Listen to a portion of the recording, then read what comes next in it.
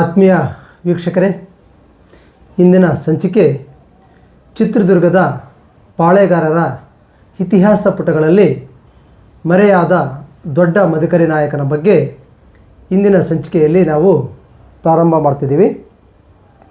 ಇಂದಿನ ಸಂಚಿಕೆಗೆ ವಿಶೇಷ ಅತಿಥಿಗಳಾಗಿ ಪಿ ತಿಪ್ಪೇಸ್ವಾಮಿ ಮಾಸ್ಟ್ರು PTS ಎಂದೇ ಪ್ರಸಿದ್ಧ ಹೊಂದಿರತಕ್ಕಂಥ ಚಳ್ಳಕೆರೆಯಲ್ಲಿ ಮ್ಯಾಸಬೇಡರ ಸಾಂಸ್ಕೃತಿಕ ವೀರರು, ಹಲವಾರು ಬುಡಕಟ್ಟು ಸಂಸ್ಕೃತಿಗಳ ಬಗ್ಗೆ ಹಲವಾರು ಪುಸ್ತಕಗಳನ್ನು ರಚಿಸಿದ್ದಾರೆ. ಅವರು ಹಲವಾರು ಪುಸ್ತಕಗಳಿಗೆ ರಾಜ್ಯ ಪ್ರಶಸ್ತಿ ಹಾಗೂ ವಾಲ್ಮೀಕಿ ಪ್ರಶಸ್ತಿ ಪುರಸ್ಕೃತರು ಕೂಡ ಹೌದು. ಈ ದಿನ ಪಿ ತಿಪ್ಪೇಸ್ವಾಮಿ ಮಾಸ್ಟ್ರು PTS ಎಂದೇ ಪ್ರಸಿದ್ಧ ಆಗಿರ್ತಕ್ಕಂಥವರು, ನಿವೃತ್ತ ಮುಖ್ಯೋಪಾಧ್ಯಾಯರು. ಚಿತ್ರದುರ್ಗದ ಪಾಳೆಗಾರರ ಇತಿಹಾಸ ಪುಟಗಳಲ್ಲಿ ಮರೆಯಾದ ದೊಡ್ಡ ಮದಕರಿ ನಾಯಕನ ಬಗ್ಗೆ ಸವಿಸ್ತಾರವಾಗಿ ಈ ದಿನ ನಮ್ಮ ಮುಂದೆ ಹಂಚ್ಕೊಳ್ತಿದ್ದಾರೆ. ನಮ್ಮ ಹೊಸ ಭರವಸೆಯ ಯೂಟ್ಯೂಬ್ ಚಾನಲ್ ವತಿಯಿಂದ ಅವರಿಗೆ ಸ್ವಾಗತ ಸರ್. ನಿಮಗೆ ನಮಸ್ಕಾರ.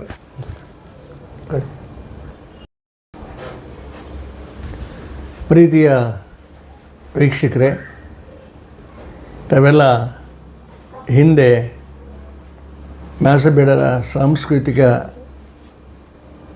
ವೀರರ ಮಾಹಿತಿಯನ್ನು ನಮ್ಮ ಪ್ರಕಾಶ್ ಅವರ ಮುಂದಾಳತ್ವದಲ್ಲಿ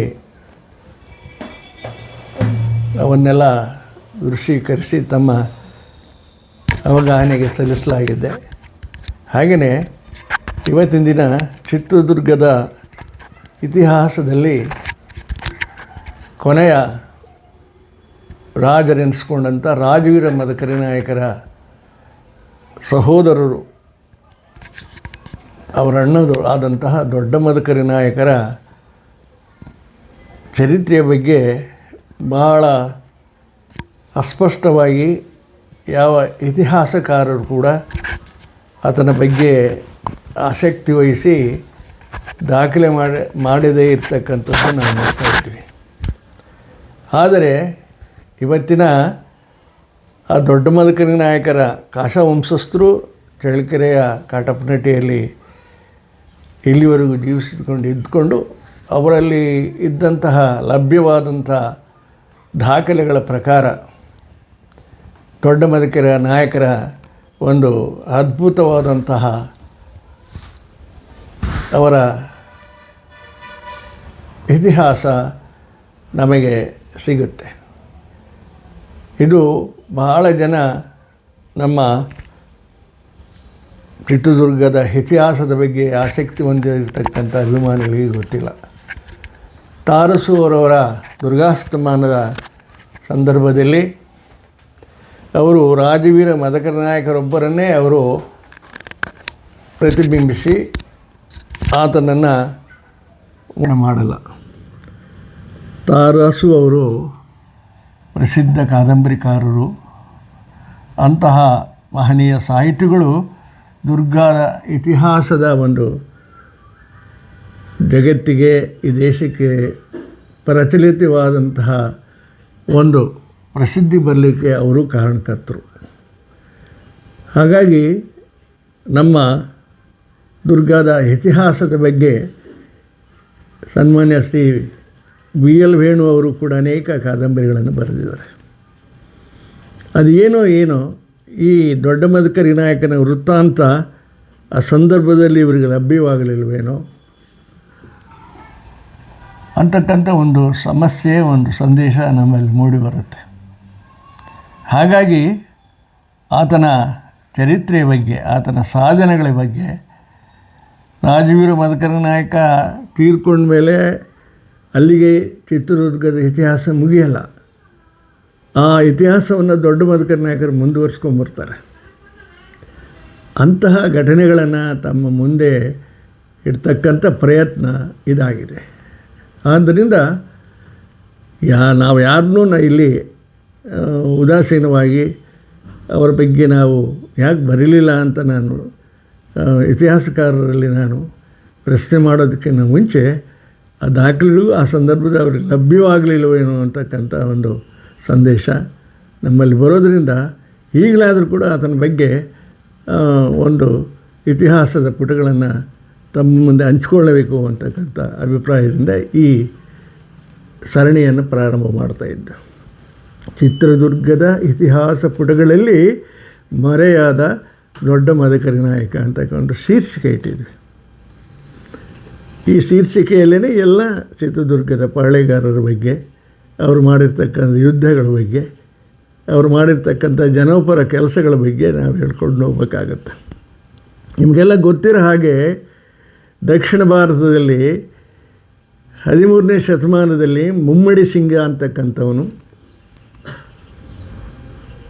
ಒಬ್ಬ ಬಲಿಷ್ಠ ಸೇನಾಧಿಕಾರಿ. ಆತನು ಈ ಚಾಲುಕ್ಯರು ಹೊಯ್ಸಳರು ಆದಮೇಲೆ ದೇವಗಿರಿಯ ಯಾದವರ ಅಲ್ಲಿ ಸೇನಾಧಿಪತಿಯಾಗಿದ್ದವನು ಯಾವುದೋ ಕಾರಣದಿಂದ ಅಲ್ಲಿ ಸ್ವತಂತ್ರ ಒಂದು ಪಾಳೆಪಟ್ಟನ್ನು ಕಟ್ಟಬೇಕು ಅಂತಕ್ಕಂಥ ಹಂಬಲದಿಂದ ಇರಬೇಕಾದ್ರೆ ಆತನ ಮಗ ಕಂಪಿಲರಾಯ ಅಂತ, ಮುಮ್ಮಡಿ ಸಿಂಗನ ಮಗ ಕಂಪಿಲರಾಯ ಅಂತ. ಆ ಕಂಪಲಿರಾಯ ಆನೆಗುಂದಿಯಲ್ಲಿ ಒಂದು ಪಾಳೆಪಟ್ಟನ್ನು ಕಟ್ತಾನೆ. ಇದನ್ನು ನಾನು ವಿಜಯನಗರದ ಪೂರ್ವಕ್ಕೆ ಹೇಳ್ತಕ್ಕಂಥ 1300ರಲ್ಲಿ. ಈತೊಬ್ಬ ಬಲಿಷ್ಠ ಯೋಧ, ಸೇನಾಧಿಕಾರಿ ಕೂಡ ಆಗಿರ್ತಾನೆ. ಹಾಗಾಗಿ ಒಂದು ಸಣ್ಣ ಪಾಳೆ ಪಟ್ಕೊಂಡು ಕುಮ್ಮಟ ದುರ್ಗ, ಹೊಸಮೆಲೆ ದುರ್ಗ ಅಂತಕ್ಕಂಥ ಕೋಟೆಯನ್ನು ಕಟ್ಕೊಂಡು ಈತ ರಾಜ್ಯಭಾರ ಮಾಡ್ತಿರ್ತಾನೆ ಆನೆಗುಂದಿಯಲ್ಲಿ. ಈತನಿಗೆ ಇಬ್ಬರು ಹೆಣ್ಮಕ್ಳಿರ್ತಾರೆ, ಮಾರಮ್ಮ ಮತ್ತು ಸಿಂಗಮ್ಮ ಅಂತ. ತಾತನ ಹೆಸರು ಮುಮ್ಮಡಿ ಸಿಂಗ ಅಂತ. ಆಮೇಲೆ ನಮ್ಮ ಕುಮಾರರಾಮ, ರಾಮನಾಥ ಅಂತ, ಅವರಿಗೆ ಹಣ್ಣುಗಳು ಬೈಚಣ್ಣ, ಕಾಟಪ್ಪ ಅಂತ ಇಬ್ಬರು ಇರ್ತಾರೆ. ಇಂತಹ ಒಂದು ಆಳ್ವಿಕೆಯಲ್ಲಿ ದಕ್ಷಿಣ ಭಾರತದಲ್ಲಿದ್ದಂಥ ಆಗಿನ ಮತ್ತು ದಿಲ್ಲಿಯ ಬಹುಮನಿ ಸುಲ್ತಾನರು, ಬಾದ್ಶಾಹುಗಳು, ಹೈದರಾಬಾದಿನ ನಿಜಾಮರು, ಇವರೆಲ್ಲರೂ ಕೂಡ ಮುಸಲ್ಮಾನರು ಪ್ರಾಬಲ್ಯರಾಗಿರ್ತಾರೆ. ಯಾವುದೇ ಸಣ್ಣ ಸಣ್ಣ ಪಾಳೆಪಟ್ಟೆಗಳ ಮೇಲೆ ಯುದ್ಧ ಮಾಡಿಬಿಟ್ಟು ಅವ್ರನ್ನ ಸೋಲಿಸಿ ಸಾಮ್ರಾಜ್ಯಕ್ಕೆ ಸೇರಿಸ್ಕೊಳ್ತಕ್ಕಂಥದ್ದು ಅವತ್ತಿನ ಇರ್ತಕ್ಕಂಥ ಪದ್ಧತಿ. ಹೀಗೆ ಇರಬೇಕಾದ್ರೆ ಈ ಮುಮ್ಮಡಿ ಸಿಂಗನ ಮಗ ಕಂಪಿಲರಾಯ, ಈತನಿಗೆ ಯಾಕೆ ಇದೆ ಹೆಸರು ಬಂತು ಅಂದರೆ, ಕಂಪಲಿ ಅಂತಕ್ಕಂಥ ಒಂದು ಪಟ್ಟಣ ಇದೆ, ಅದು ಬಳ್ಳಾರಿಗೆ ಸೇರುತ್ತೆ, ಹೊಸಪೇಟೆಗೆ ಸೇರುತ್ತೆ. ಈಗ ಹೊಸ ಜಿಲ್ಲೆ ಆದಮೇಲೆ ಈ ಕಂಪಲಿಯಲ್ಲಿ ಸೋಮೇಶ್ವರ ದೇವರು ಅಂತಕ್ಕಂಥ ದೇವರಿದೆ. ಆತನಿಗೆ ವರಪ್ರಸಾದವಾಗಿ ಹುಟ್ಟಿದವನು ಕಂಪಲಿರಾಯ ಅಂತ ಈತನನ್ನು ಕರೆದ್ರು ತಂದೆ ತಾಯಿಗಳು ಅಂತ ಹೇಳ್ತಾರೆ. ಹಾಗೆಯೇ ಈತನ ಕಂಡೇರಾಯ ಅಂತಕ್ಕಂಥ, ವೀರ ಕಂಪಲರಾಯ ಅಂತಕ್ಕಂಥ ಶಾಸನಗಳಲ್ಲಿ ಈತನಿಗೆ ಹೆಸರಿದೆ. ಈತ ಹೊಸಮೆಲೆ ದುರ್ಗ ಅಥವಾ ಕುಮ್ಮಟ ದುರ್ಗ, ಇದನ್ನು ಕೈಪಿಯತ್ನಲ್ಲಿ ಏನು ಹೇಳ್ತಾರೆ, ರಾಮಗಢ ಅಂತ ಹೇಳ್ತಾರೆ.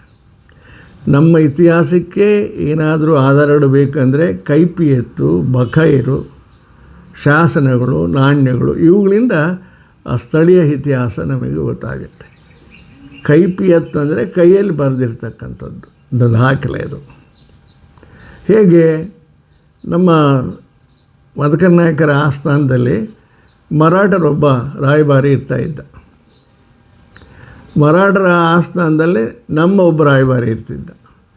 ಈ ರಾಜ ಏನೇನು ಕಾರ್ಯಕ್ರಮಗಳು ತಗೊತಾನೆ, ಏನೇನು ಯುದ್ಧಗಳು ಮಾಡ್ತಾನೆ, ಅವನ್ನೆಲ್ಲ ದಾಖಲೆ ಮಾಡ್ತಾರೆ. ದಾಖಲೆ ಮಾಡಿ ತಮ್ಮ ರಾಜರಿಗೆ ಕಳಿಸ್ತಾರೆ. ಅದನ್ನು ಕೈಪೆತ್ತು ಅಂತಾರೆ, ಕೈಪೆತ್ತು ಅಂತ ಕರೀತಾರೆ. ಹೀಗೆ ಇದೆಲ್ಲ ಪ್ರಾಂತ್ಯಗಳು ಬರೋದು ಈಗಿರ್ತಕ್ಕಂಥ ಸೊಂಡೂರು. ಈ ಸೊಂಡೂರನ್ನು ಲೋಹಗಿರಿ ಅಂತ ಶಾಸನಗಳಲ್ಲಿ ಉಲ್ಲೇಖವಾಗಿದೆ. ಈ ಸಂದರ್ಭದಲ್ಲಿ 1315ರಲ್ಲೇ ನೋಡ್ರಿ, ಅಲ್ಲಾವುದ್ದೀನ್ ಖಿಲ್ಜಿ, ಮಲ್ಲಿಕ್ ಕಫೂರ್ ಇವರೆಲ್ಲ ಯುದ್ಧಕ್ಕೆ ಬರ್ತಾರೆ ಈ ಕುಮ್ಮಟ ದುರ್ಗದ ಮೇಲೆ. ಆದರೂ ಅವ್ರನ್ನೆಲ್ಲ ಹಿಂಬೆಟ್ಟಿಸ್ತಾನೆ. ಹೀಗೆ ಈತ ಕಂಪಿಲರಾಯ ದೊರೋವಡಿ ಅಂದರೆ ಈಗಿನ ದರೋಜಿ ಅಂತಕ್ಕಂಥ ಊರಿದೆಯಲ್ಲ, ಆ ಯುದ್ಧದಲ್ಲಿ ವೀರಬಲ್ಲಾಳನ ಸೇನಾಪತಿಯನ್ನು ಕೊಂದಾಕ್ತಾನೆ. ಹೀಗೆ ಬಲಿಷ್ಠವಾದ ಚಿಕ್ಕರಾದರೂ ಕೂಡ ಒಂದು ಬಲಿಷ್ಠ ಸೈನ್ಯದಿಂದ ಇವನ್ನೆಲ್ಲ ಮುಸಲ್ಮಾನ್ ದೊರೆಗಳನ್ನೆಲ್ಲ ಎದುರಿಸಿದ, ಒಂದು ರಾಜ್ಯ ಕಟ್ಟಿದ. ಆತನ ಮಗ ಕುಮಾರರಾಮ. ಕುಮಾರರಾಮನ್ನ ಪರನಾರಿ ಸಹೋದರ ಅಂತ ಕರೀತಾರೆ. ಆತನಿಗೆ ಹೆಂಡತಿ ಬಿಟ್ಟು ಉಳಿದರೆಲ್ಲ ಸಹೋದರಿಯರು. ಕುಮಾರರಾಮನ ಸಾಂಗತ್ಯ ಅಂತಕ್ಕಂಥ ಒಂದು ಕವಿಗಳು ಬರೆದಿದ್ದಾರೆ, ಕುಮಾರರಾಮನ ಸಾಂಗತ್ಯ ಅಂತ.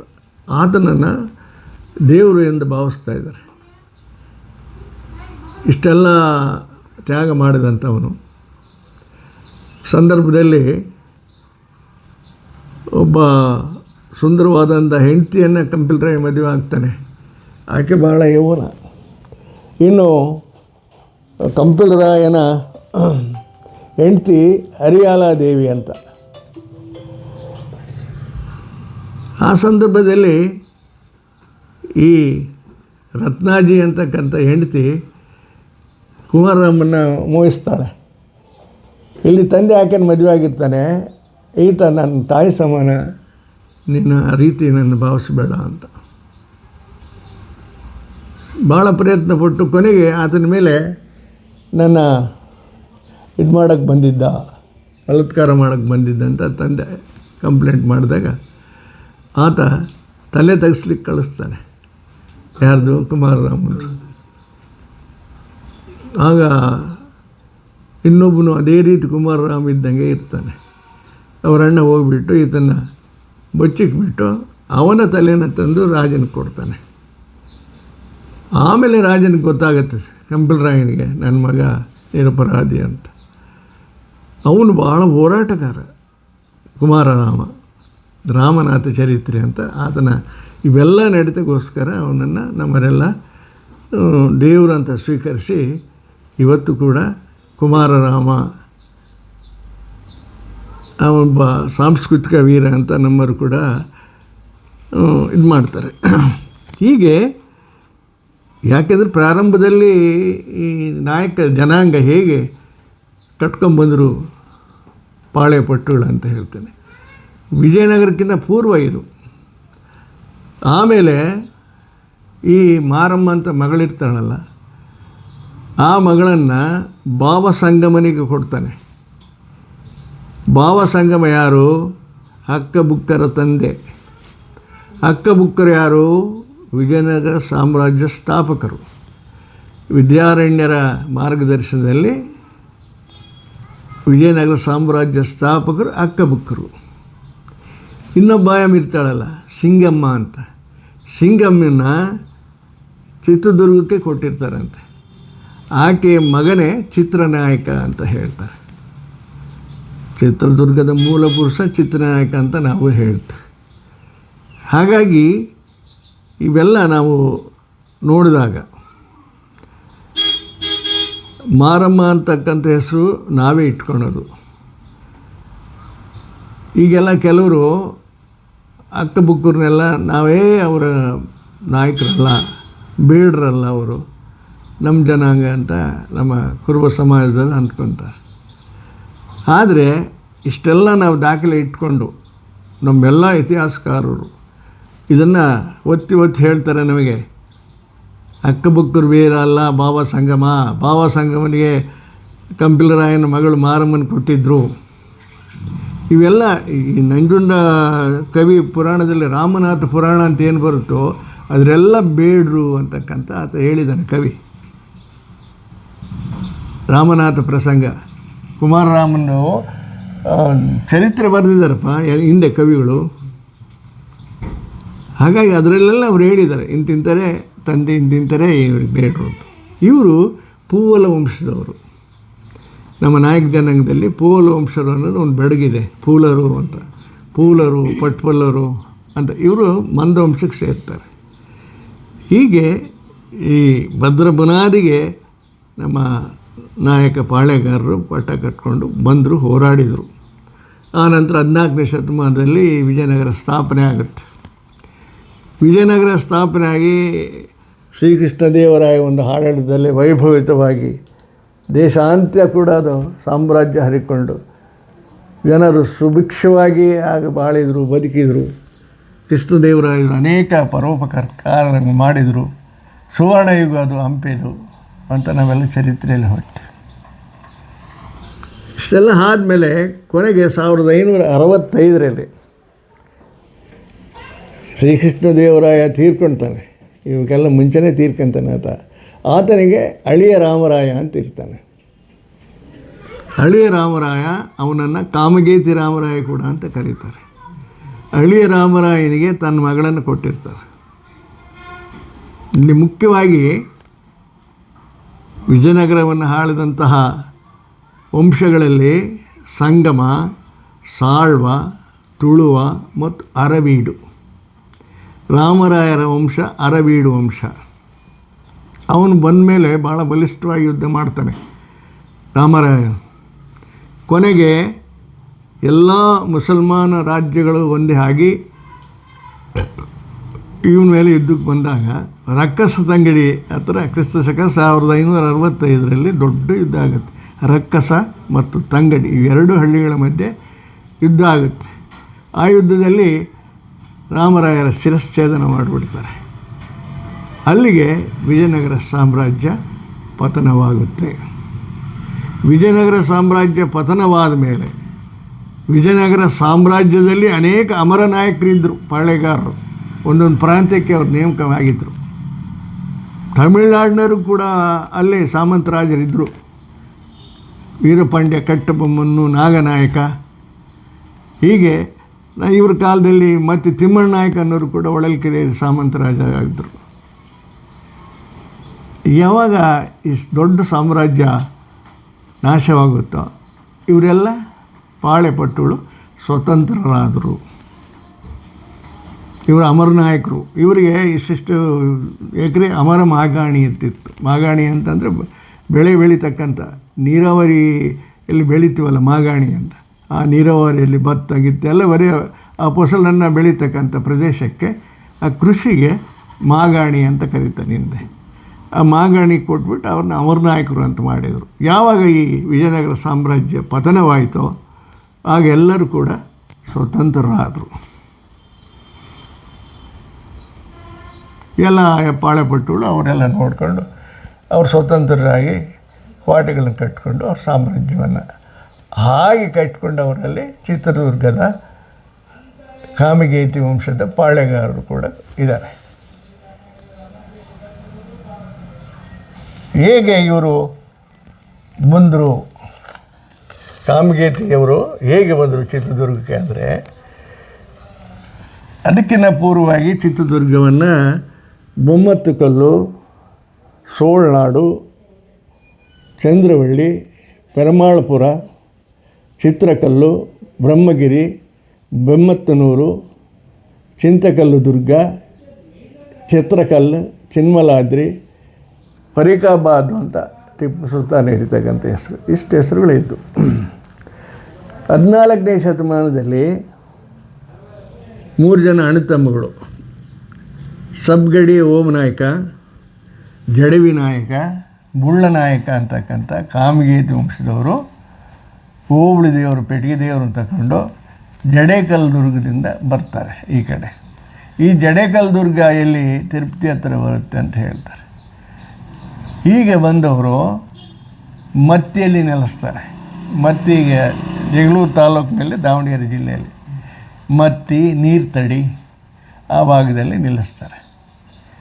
ಈ ಮೂವರು ಸಬ್ಗಡಿ ಓಬಣ್ಣ ನಾಯಕನ ಮಗನೇ ಮತ್ತಿ ತಿಮ್ಮಣ್ಣ ನಾಯಕ. ಈಗೇನು ಮತ್ತಿ ತಿಮ್ಮಣ್ಣ ನಾಯಕ ಇಂದ 9 ಜನ ಪಾಳೆಗಾರರು ಏನು ಬರ್ತಾರೆ ಮದಕರಿಗಳು, ಅವರೆಲ್ಲರೂ ಕೂಡ ಮತ್ತಿ ವಂಶಕ್ಕೆ ಸೇರಿದವರು. ಎರಡನೇ ಆತ ಜಡವಿ ನಾಯಕ. ಜಡವಿ ನಾಯಕನ ಮಗ ಹಿರೇ ಹನುಮನಾಯಕ ಶಾಗ್ಲಿಯಲ್ಲಿ ಇರ್ತಾನೆ. ಅದು ಶಾಗ್ಲಿ ದಾವಣಗೆರೆ ಜಿಲ್ಲೆಯಲ್ಲಿ. ಇನ್ನು ಬುಳ್ಳನಾಯಕನಿಗೆ ಸೇರಿರ್ತಕ್ಕಂಥ ವಂಶದವರು ಬುಳ್ಳನಾಯಕ, ಚಿಕ್ಕ ಹನುಮನಾಯಕ ಮತ್ತು ಓಬಣ್ಣ ನಾಯಕ, ಇವರು ಬಿಳಿಚೋಡಿನಲ್ಲಿ ಇರ್ತಾರೆ. ಜಗಳೂರು ತಾಲೂಕು ಬಿಳಿಚೋಡು. ಹೀಗೆ 3 ಅಣ್ಣ ತಮ್ಮಗಳು ಒಂದೊಂದು ಕಡೆ ಅವರು ನೆಲೆಸ್ಕೊಂಡು ಇರ್ತಾರೆ.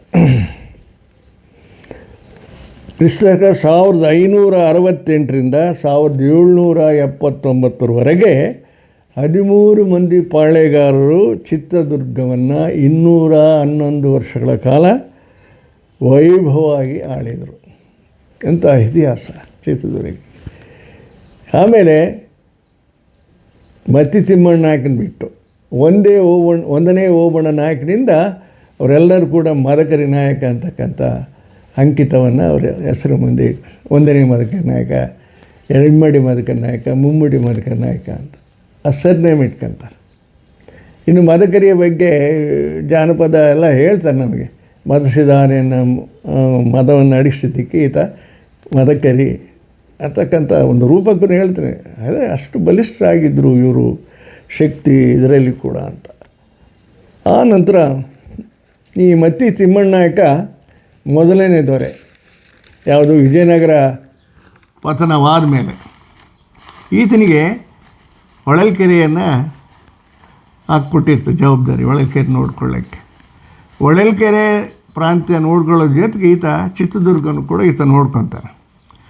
ಒಳ್ಳೆಯ ಹೋರಾಟಗಾರ, ಒಳ್ಳೆಯ ಯೋಧ, ಸಬ್ಗಡಿ ಓಬಣ್ಣ ನಾಯಕನ ಸಂತತಿ ಮಗ. ಈತ 1568ರಿಂದ 1589ರವರೆಗೆ ವಿಜಯನಗರದ ಪರವಾಗಿ ಈತ ಹೋರಾಟ ಮಾಡ್ತಾನೆ.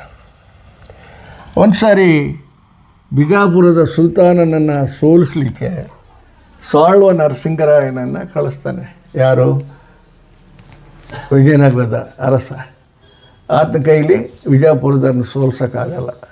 ಆವಾಗ ಮತ್ತಿ ತಿಮ್ಮಣ್ಣ ನಾಯಕನ ಸಹಾಯವನ್ನು ಕೇಳಿಕೊಂಡು ಈ ಸಾಳ್ವ ನರಸಿಂಗ ಮತ್ತು ಇವರಿಬ್ಬರು ಕೂಡ ಯುದ್ಧಕ್ಕೆ ಹೋಗ್ತಾರೆ. ಈತನನ್ನು ಅಗಲು ಕಗ್ಗೊಲೆಯ ಮಾನ್ಯ ಅಂತ ಕರೀತಾರೆ. ಯಾಕೆಂದರೆ ಈತ ಹೋಗ್ಬಿಟ್ಟು ರಾತ್ರಿ ಹೊತ್ತು ಈ ಬಾದಶಾಹನ ಒಂದು ಅಶ್ವ ಕಟ್ಟೋ ಜಾಗ ಇರುತ್ತಲ್ಲ, ಅಲ್ಲಿ ಪಟ್ಟದ ಕುದುರೆಯನ್ನು ಬಿಟ್ಕೊಂಡು ಬರೋಕ್ಕೆ ಹೋಗಿರ್ತಾನೆ ತಿಮ್ಮಣ್ಣ ನಾಯಕ. ಬಿಚ್ಚಬೇಕಾದ್ರೆ ಅಲ್ಲಿ ಮತ್ತು ಹುಲ್ಲಿನ ಜಾಗ ಇರುತ್ತಲ್ಲ, ಹುಲ್ಲು ಅದು ಇಡ್ತಾರಲ್ಲಪ್ಪ ಇವರಿಗೆ ಕುದುರೆಗಳಿಗೆ. ಅಲ್ಲಿ ಶಬ್ದ ಆಯ್ತಂತ ಅವನು ಕುದುರೆ ನೋಡ್ಕೊಂಡು ಬಂದು ಅದನ್ನ ಸರಿಯಾಗಿ ಕಟ್ಟಿ ಹೋಗ್ತಾನೆ ಗೂಟಕ್ಕೆ. ಆ ಗೂಟ ತೆಗೆದು ಕುಟ್ಟಬೇಕಾದ್ರೆ ಇವನು ಅಂಗೈಗೆ ನಾಟ್ಕೊಂಡ್ಬಿಡುತ್ತೆ ಅದು ಕಬ್ಬಿಣದ ಗೂಟ. ಆದರೂ ಅಷ್ಟು ಹೊಡೆದ್ರು ಅವನು ಕೆಮುಕ್ಕನಲ್ಲ. ಮತ್ತು ಆ ಅಂಗೈಯನ್ನು ಹಂಗೆ ಕಟ್ ಮಾಡ್ಕೊಂಬಿಟ್ಟು ಮತ್ತೆಲ್ಲ ನುಗ್ಗಿ ಅಗಲತ್ತೆ ತಾಲೆಗಳನ್ನು ತೆಗೆದು ಹಾಕ್ಬಿಡ್ತಾನೆ. ಹೋರಾಟ ಮಾಡಿಬಿಡ್ತಾನೆ. ಭಾಳ ಧೀಮಂತ ಹೋರಾಟ ಮಾಡಿದಾಗ ಅದಕ್ಕೆ ಹಗಲೊತ್ತಿನಲ್ಲೇ ಕಗ್ಗೊಲೆಯನ್ನು ಮಾಡಿದ್ನಲ್ಲ ಮತ್ತಿ ತಿಮ್ಮಣ್ಣ ನಾಯಕ, ಈತನನ್ನು ಹಗಲು ಕಗ್ಗೊಲೆಯ ಮಾನ್ಯ ಅಂತ ಕರೆದರು. ಹಾಗಾಗಿ ಯಾವಾಗ ಇವನು ಬಲಿಷ್ಠನಾದ್ನೋ ಇಲ್ಲಿ, ಇವನು ಭಾಳ ಮುಂದುವರಿತಾನೆ ಅಂತ ಸಾಳ್ವ ನರಸಿಂಹ ಹೋಗಿ ರಾಜನಿಗೆ ಚಾಡಿ ಹೇಳ್ತಾನೆ ಮತ್ತಿ ತಿಮ್ಮಣ್ಣ ನಾಯಕನ ಮೇಲೆ. ಹೌದೇನು ಅವನು, ಅವ್ನು ಬಿಟ್ಟರೆ ಭಾಳ ಕಷ್ಟ ರೀ, ನಮ್ಮನ್ನು ಸೋಲಿಸ್ಬಿಡ್ತಾನೆ ಅಂತ ಏನೇನು ಹೇಳ್ತಾನೆ ಅವನು. ಹಾಗೆ ಹೇಳಿದಾಗ ರಾಜ ಈತನ ಅಲ್ಲಿ ಬರೆ ಮಾಡ್ಕೊತಾನೆ, ಬಾರಪ್ಪ ಅಂತ. ಅಲ್ಲಿ ಹೋದ ತಕ್ಷಣ ಈತನ ಬಂಧಿಸಿ ಸರಿಯಾಗಿಡ್ತಾನೆ ಮತ್ತಿ ತಿಮ್ಮಣ್ಣ ನಾಯಕನ. ಆತ ಅಲ್ಲೇ ತೀರ್ಕೊಂತಾನೆ. ತೀರ್ಕೊಂಡ್ಮೇಲೆ ಆತನ ಮಗ ಒಂದನೇ ಓಬಣ್ಣ ನಾಯಕ ಅಂತ ಆತ ಹೋಗಿ ಆತನ ಬೂದಿಯನ್ನು ತಂದು ಚಿತ್ರದುರ್ಗದ ಕೋಟೆಯಲ್ಲಿ ತಿಮ್ಮಣ್ಣ ನಾಯಕನ ಸಮಾಧಿಯನ್ನು ಮಾಡ್ಕೊತಾನೆ. ಹೀಗೆ ಚಿತ್ರದುರ್ಗದ ಮೊದಲನೇ ಕೊಳ್ಳೆಗಾರರ ವೃತ್ತಾಂತ ಪ್ರಾರಂಭ ಆಗುತ್ತೆ. ಆತ್ಮೀಯ ವೀಕ್ಷಕರೇ, ಚಿತ್ರದುರ್ಗದ ಪಾಳೆಗಾರರ ಇತಿಹಾಸ ಪುಟಗಳಲ್ಲಿ ಮರೆಯಾದ ದೊಡ್ಡ ಮದಕರಿ ನಾಯಕನ ಮುಂದಿನ 2ನೇ ಸಂಚಿಕೆ ಮುಂದುವರಿಯುತ್ತದೆ. ಯಾರೆಲ್ಲ ನಮ್ಮ ಯೂಟ್ಯೂಬ್ ಚಾನಲನ್ನು ನೋಡ್ತಿದ್ದೀರಾ, ಲೈಕ್ ಮಾಡಿ, ಶೇರ್ ಮಾಡಿ, ಸಬ್ಸ್ಕ್ರೈಬ್ ಮಾಡಿ ಅಂತ ಹೇಳ್ತಾ